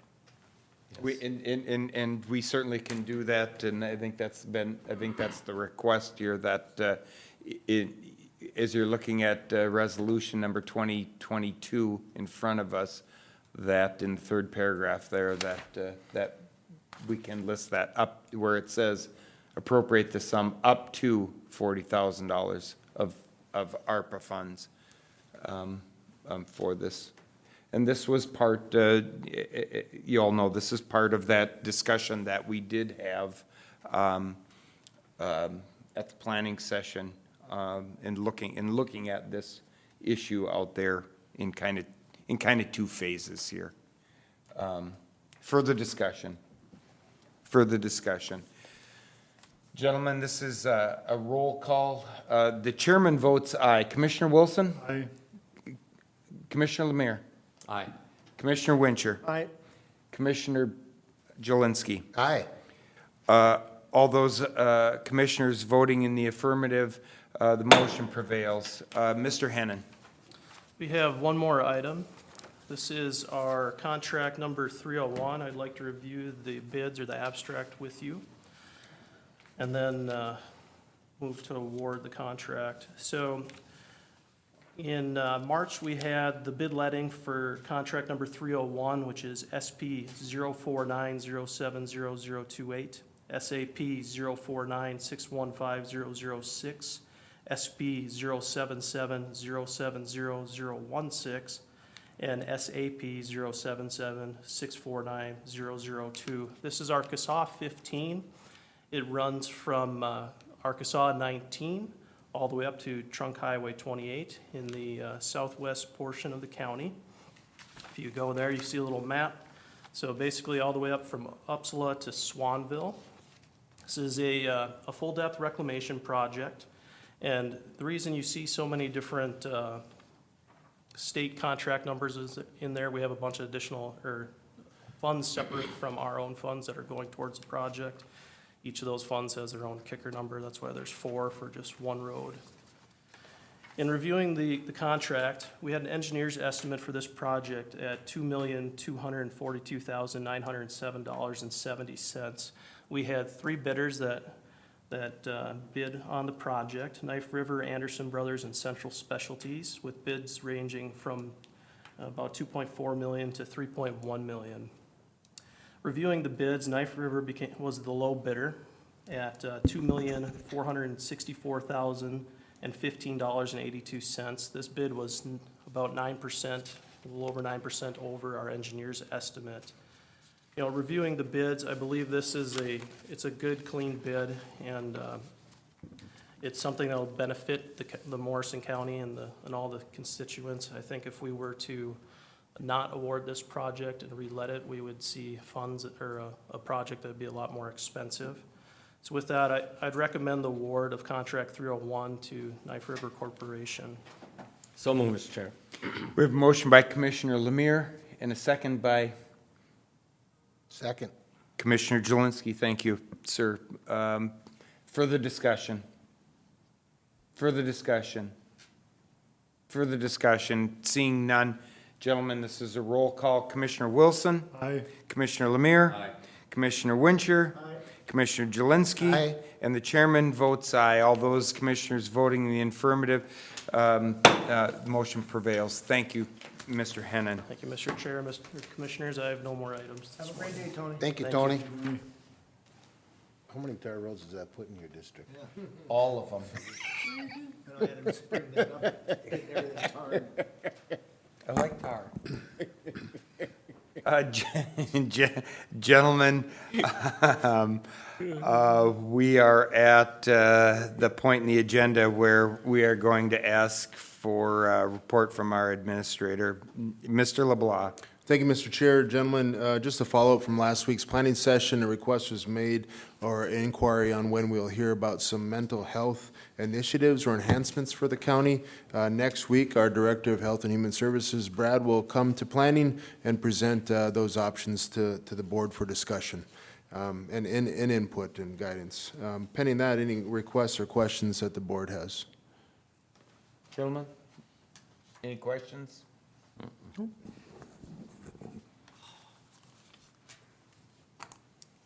Anything else, Mr. LeBlanc? No, Mr. Chair, that concludes my report. Okay, very good, thank you. Gentlemen, I think we're at that point where we have to look at our schedules, unless anybody has any comments to make about meetings attended. If not, I look to our chief clerk here for dates.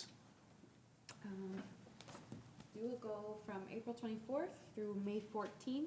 Since we have 2 plannings, we always go through the next board meeting week. So it's 3 weeks we're looking at. Gentlemen, Commissioner Jelinski. Here we go. On April 25th at 5:30 in the evening, I've got a Good Neighbors EMS meeting, and that's at St. Gabriel's Hospital. On the 26th at 8:30 in the morning, we should have a planning meeting. At 6 o'clock that evening, there should be a Planning Commission Board of Adjustment meeting. That should be here at the Government Center. On the 27th, at 7 o'clock in the morning, I'll be presenting at the Public Safety Communications Conference in Breezy Point. And I believe I'm kind of presenting all day long there. At 4:30 in the afternoon, for those that have purchased a raffle ticket from Hands of Hope, that is the day of the drawing. It's Denim Day. On the 28th, at 12:30 in the afternoon, I have a State Emergency Communications Board meeting. That still is virtual. On the 29th, at 10 o'clock in the morning, I have a Central Minnesota EMS Joint Powers Board meeting. That's, I believe, held at the Service Center in Waite Park. I believe it's in person or virtual. I think it is at this point in time. On the 3rd of May, at 9 o'clock in the morning, we do not have, oh yes, we do, we have a planning meeting, but it's not at 8:30, it's at 9 o'clock in the morning.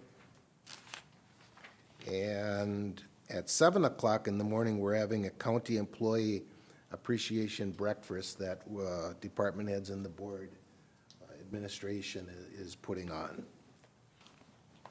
On the 4th of May at 11 o'clock in the morning, I have a Central Minnesota Emergency Services Board Executive Committee meeting. I believe that is virtual.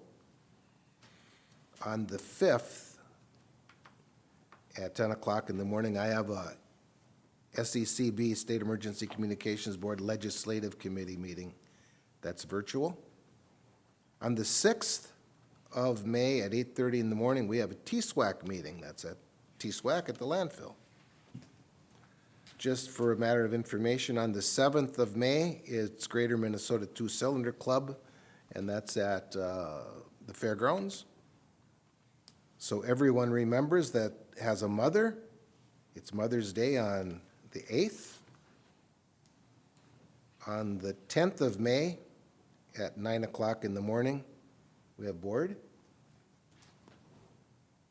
On the 11th at 8:30 in the morning, there's a department head meeting. On the 12th at 10 o'clock in the morning, I have a Central Minnesota Emergency Services Board Next Gen 911 meeting, and that's virtual.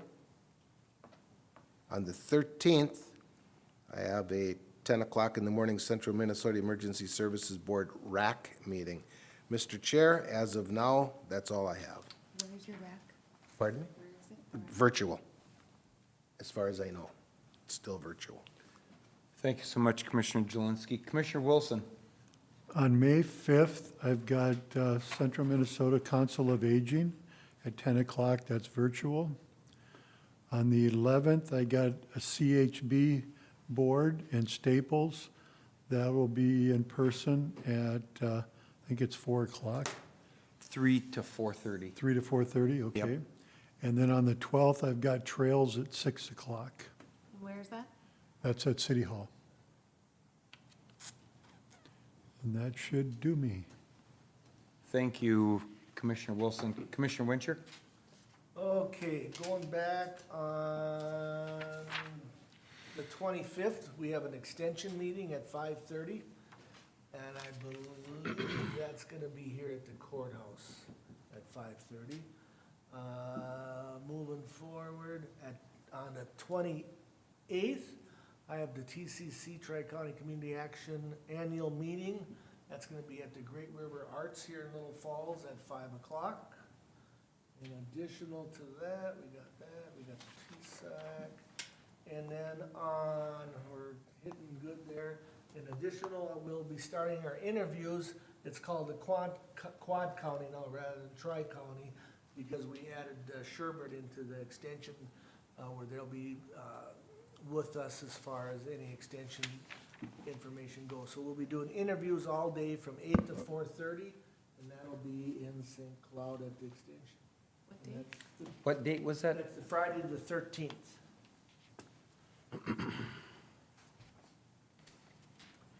Anything else, Commissioner Winger? And I'm good, thank you. Thank you. Commissioner Lemire? I just have two for you, Tabitha. The 25th of April, HRA at HRA, 9 o'clock. And then the 9th, Yellow Ribbon at Bank Square Plaza, 5 o'clock.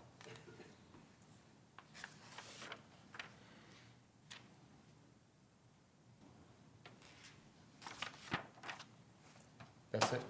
That's it, Commissioner Lemire? Yep, that's it, thanks. Okay, thank you. I think the only thing that, or two things I can add. On April 26th, at 2 o'clock, from 2 o'clock to 4 o'clock in the afternoon, I will be at the One Watershed, One Plan meeting for the Mississippi River. That'll be our first organizational meeting where we will organize. That will be at the Crow Wing County Land Services Building in downtown Brainerd. On Thursday, April 28th, at 6 o'clock, is a Region 5 meeting in Staples, and I believe everything else has been covered. Is there any other business to come before the board this morning? Gentlemen, anything else? Anything else? If not, at 10:51, this board is adjourned. Great job, Mr. Chair. Thank you, sir. I had public hearing down for the